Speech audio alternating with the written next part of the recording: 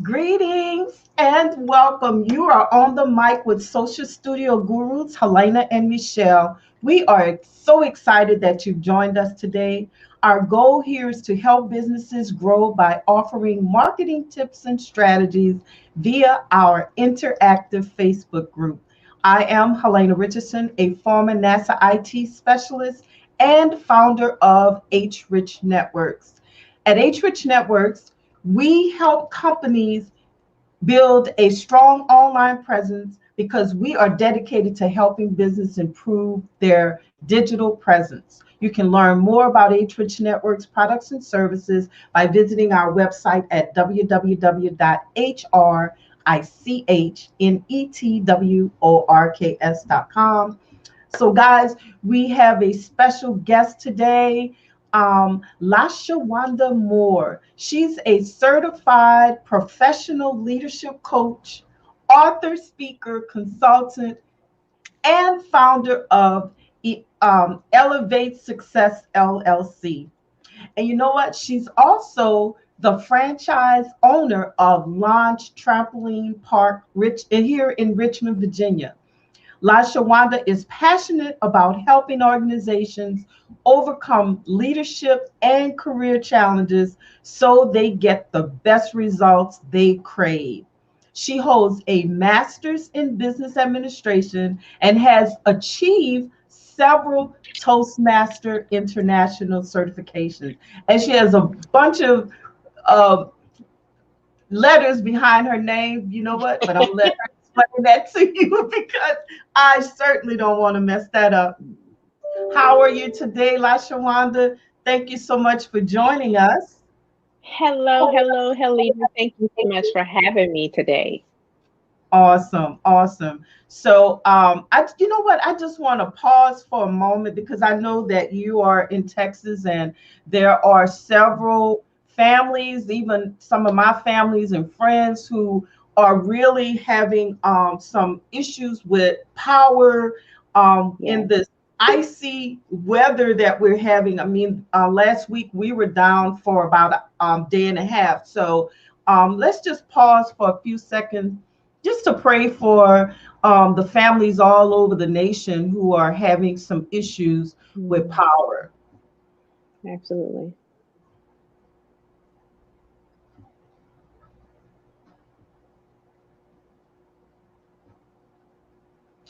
So thank you so much, LaShawanda, for showing up even in this difficult time that you've been having your um, power fluctuating. So I really appreciate you taking the time out of your business busy schedule to join us today. Um, Absolutely. So let's get started. Tell us a little bit about who you are and just what inspired you to start your business. Thank you so much, Helena. I'll tell you honestly, I'm just a woman who is committed to using my life experiences to help other people overcome obstacles that are keeping them from their next level and whatever that next level will be for them. If they're having career challenges and they're stuck and don't know how to navigate to progress and move on beyond where they are, I specialize in career development. If they are struggling in their business and not able to make the revenue or to make the impact that they like to make in the community in which they work, that's me. I thrive in helping people with their leadership and their career challenges so that they can be all that God has created them to be. And this passion really came from my own personal experiences. As a high potential Black woman, I have struggled all of my life to really get over and to, get over humps and to make career advancements and make business advancements in my life. And every time I learn, every time I overcome, I believe that I've been called, it is my mission to teach other people how to do it. And so thus my coaching and my consulting business has unfolded and really is what it is today. Wow, that's awesome. You know, we all struggle, especially when it comes to being a minority business. But thank you so much for sharing that. A lot of times, folks are so afraid of talking about those things, but it's important They are. for us to share those. You know what I'm saying? Oh, I I absolutely do. yeah, yeah. I had a young lady on my other broadcast show, and those are some things that she mentioned. And it's really important for us to make it known. You know what I'm saying? So, Yeah. tell. It's funny if I could just tap into what you just said. You just said something so important that many people struggle with speaking about it and talking about it. I have seen several things happen. One, I've seen from my own, let me not see what I've seen, but just for me personally, I Mhm. thought I was the only one struggling, to make career advancements or to make moves. I mean, for whatever reason, I was in my own head and my own failures, my own problems, right? Thinking that it was something wrong with me. Mhm. And with that, I lost myself and spiraled into a pit of depression Oh that my. almost made me want to take my life. Oh. And I had to get slapped upside the head by God to say, whoa, what are you doing? One, you have four amazing children that you need to continue to raise and teach them how to navigate life. And two, I've called you to this life so that you can help other people overcome. And so Yeah. once I got my wake up call, if you will, it really put me in a different place. And so I just published my book last year, Recover: A Woman's Journey from Failure to Restoration, as my first step in getting out to the world a tool or something that people can have right in the palm of their hands to help them navigate through some of their struggles. But Mhm. that silence, like if you looked at me on the outside, you would never know that I was having suicidal thoughts, right? And 1 in 4 people are suffering with a mental illness such as depression, stress, anxiety, all those kinds of things, and are spiraling deep into this pit that the suicide rate is just crazy these days. And so we have to break the silence. The second thing that I found in corporate and in careers, many Black women lose their voice because they are fearful of retaliation, Mhm. or they've also lost themselves and lost their confidence and don't believe enough in themselves to take steps and to take risks outside of their comfort zone. So here I am, ready to help people break that because Thank. there's so much more. It is. I think about, because we both are from down south Louisiana, and Yep. I think about that whole thing that we've been through with Hurricane Katrina, and something Mm, that we always talk about, how resilient we are, how um, we're able to overcome, yeah. etc.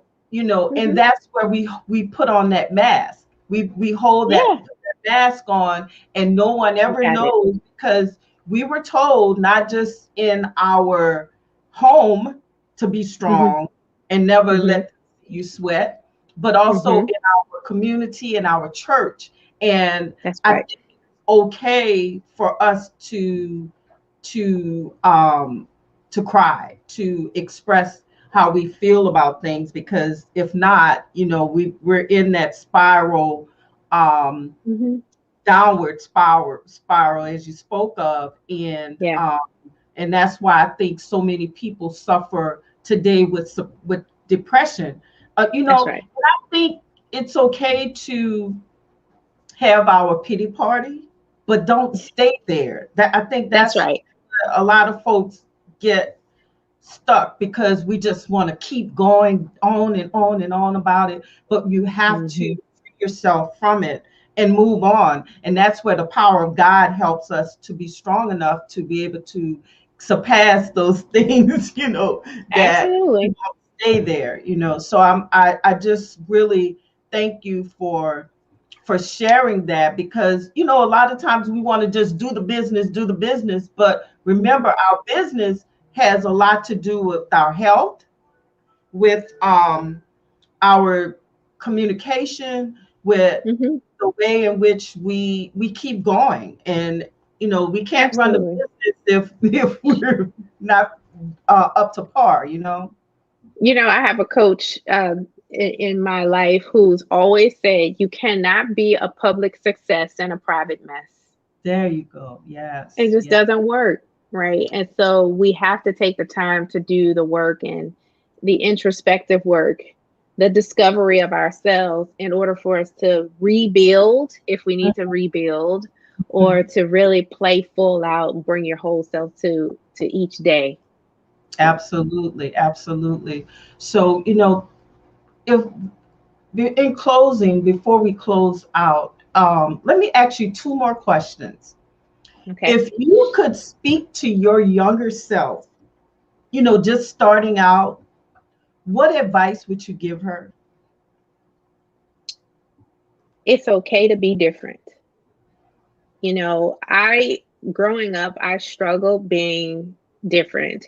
I felt like I never fit in anywhere, and I was an outcast from the way I dressed to the way I looked. I never liked some of the features that I have, and I just didn't feel good being the Lone Ranger or being different. The way I talked, even though I'm from Baton Rouge, Louisiana, people say, "Oh, you talk so proper," and if I could talk to my younger self, I would encourage myself to embrace my difference and allow my difference to set me apart and build a brand that is not like everybody else and that's more competitive, and that will allow me to really thrive and be confident in who I am. When you are so critical of yourself and not okay being different, it really takes a hit on your self esteem, your self worth, and your self love. And when you go through life with so many insecurities, it just really makes it hard for you to be the best businesswoman or the best businessman or the best career professional, whatever it is. So it is okay to be different. Different is the new black. It is. People don't want the same old thing, right? They want creativity, they want innovation. So be yourself, be different. Yes, I love that. It's funny that you say that because, I love being different. For one thing, I don't like seeing anybody with anything that I wear the same. So it's funny That's because, funny. if I see an outfit and someone else is wearing it, I'm not gonna wear it again because That is I'm funny. I'm unique in Christ, and I like being unique. That's my little quirkiness, and I've never told anyone that, but my family can tell you it's kind of funny, but I've always been that way. And I think it has a lot to do, like you said, having that thing in our mind in past times, thinking that we're not good enough or we're not Yeah, beautiful or we're this or that and that and the other. I love who I am. I love being in my own skin. I love my weight, and those were all issues that I had in the past. And I just thank God that I'm able to push forward, and that's not good have stuff. those self-esteem issues like I used to. Hmm. um, Yeah. so one more question before we close Mhm. out. Do you have any closing remarks or tips that you would like to leave with us? And we'll just close out on that. Hmm. Well, I'll share that in my leadership journey, as I continue to, just be a person who is totally committed and sold out to be a vessel for others to use for help. There are five sneaky glitches that I believe keep us from really playing full out and sabotage us as leaders. And I believe everybody is a leader. We all are leaders. You don't have to have people reporting to you in order to be considered a leader. You are a leader. And so there are five sneaky glitches that I just want to leave and just kind of put out there for you all to consider. And if you're struggling with any one of these glitches, it would be my my desire and my honor to work with you to help you overcome those glitches. But sneaky glitch number one that I think really disrupts people is that people perform to meet someone else's expectation and standard versus themselves. They forget about what it is that they are setting for themselves, what they want to achieve, and they're out there trying to meet everybody else's expectation and standard, and it sabotages their ability to lead and to play full out. So that is sneaky glitch number one. Sneaky glitch number two, this one really gets me. Giving way too much power to your inner critic. In the coaching world, we call this a gremlin. And the core of the gremlin sends a message that says, you're not good enough, or I'm not good enough. My gremlin tells me I'm not smart enough. And so the gremlin is designed to protect you and to keep you safe, to keep you from getting hurt. So it shows up on your shoulders and says, hey, you're not smart enough to do that. Are you crazy? Don't leave your career and be a full-time entrepreneur. You're not smart enough to go out there and be able to make income that will take care of you and your family. Hey, come back before you get yourself hurt. Stay where you are before you get yourself hurt. So sneaky glitch number two is giving power to that and saying, you know what, you're right. I'm not smart enough. So I'm gonna stay right here in my comfort zone. So sneaky glitch number two, giving way too much power to your inner critic. Sneaky glitch number three is a tricky one. It's focused on self. And I truly firmly believe that we were put on this earth to serve others. We weren't put on this earth to serve ourselves. And sometimes we can get caught up in life and get so just focused on meeting others' expectations and standards, giving in to the inner critic, that we get into our head and we start to just focus on ourselves, what's not right, our agenda, whatever it is, and we forget to collaborate and communicate and get alignment and partnerships, etc. And we just stay in our own self, and it sneaks up on us and sabotages our ability to play full out. So that's sneaky glitch number three. Sneaky glitch number four, trying to control the how. Sometimes we get too attached to the outcome and we can't enjoy and embrace the journey of the moment. Nothing is by accident. Everything happens for a reason. And we need everything that we experience to build the depth and character that's necessary for the next level. But sometimes we try to control everything that happens and we can't really embrace the moment. And it sabotages us because we're attached to the outcome and we're trying to make that thing happen. But we might need to go that way, then that way, then that way, then that way, then come in. But we're trying to go straight there. Right. And so it sabotages our ability to make impact that we really need to make. And then sneaky glitch number five, jumping to the what without knowing and sharing the why. This one gets us every time. Sometimes we make decisions to do things or to go places or to share things, and we go straight to the what and forget about what is the why and the purpose behind it. Now, when you have people who are directly reporting to you, right, and you are responsible for people, people are more apt and more prone to buy into your mission or buy into what you're doing when they understand the why behind it. The why is what inspires people into action. But the first thing is you got to know your own why. And a lot of times we will jump into doing things and make decisions to do certain things and didn't even see if that was aligned with your why and is advancing your why. Now, this particular why that I'm talking about, I'm not talking about a tangible why. I'm not talking about, oh, I'm doing this so I can pay for my kids' college, or I'm doing this so that I can have a great retirement. That is not the why I'm referencing. The why that I'm talking about is very hard to articulate because it is stored or it is located in the portion of your brain that doesn't have language. And so it takes a lot of work to be able to clearly define it. It is the why that inspires you because it's related and connected to humanity. Your why is not about you, but it's because of you. And this is my favorite part of the work that I do, helping people define their deeply rooted why so that they then can use that as the lens to make decisions. So, the 5 sneaky glitches, again, that I want to warn you against and caution you because they'll sneak up on you without you even knowing it, without your permission. Number one, performing to meet someone else's expectations and standards.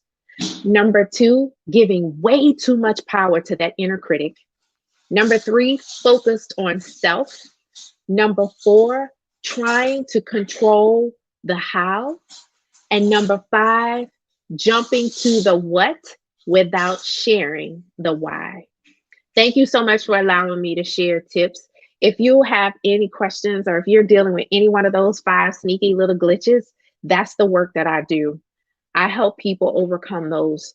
And you can find me at www.lashawandamore.com. Click on Discovery Session, and we can chat about what's going on with you. Look, I had to turn my mic off because I was over here just excited about what you were saying there, because these are the things that hold us back. And They are. be careful of those little, say, those little glitches that cause our setback. I love that. But thank you so much for sharing. And guys, LaShawanda's web is scrolling right here down below. And also remember her book. Tell us about your book and where we can find it. Oh, my pleasure. So my book is Recover, A Woman's Journey from Failure to Restoration. And you can find it. You can go to bit.ly/recover book and order it. You can order it right from my website. I personalize them and also send some gifts, but it's a 31-day interactive read. It's a book of encouragement and inspiration. It encompasses my story, my failure, my trials, some biblical references and content, as well as a space for you to think about your own situation. So I don't want people to get so caught up in my story and my journey, but to look at where you are. And it's 3 parts. The beginning is about feeling the pain of whatever failure or mistake or whatever it is that you made and being okay in your mess, being okay in the pity party for a minute. I'm gonna let you stay in your pity party for just a little bit. And then the second part is about pruning. And what's the message here for me? What is God trying to tell me through these experiences? And then the last one, my favorite, all right, turn your mess into your message so that others can utilize what you've gone through to help them have hope and overcome what they're going through. So yes, this is Recover. Well, thank you again for showing up for us today.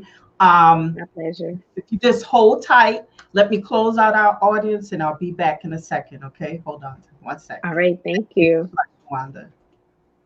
So guys, thank you so much for being here today. Meet us here every Thursday. You are on the mic with Helena and Michelle, Social Studio Gurus. We meet here every Thursday at 5 p.m. My co-host is out today, but she will be back next week. And guys, thank you. Well, you know what? Not next week, because next week is my birthday. So I'm going to be off for my birthday. But you guys have a wonderfully blessed evening, and we'll see you soon. Take care.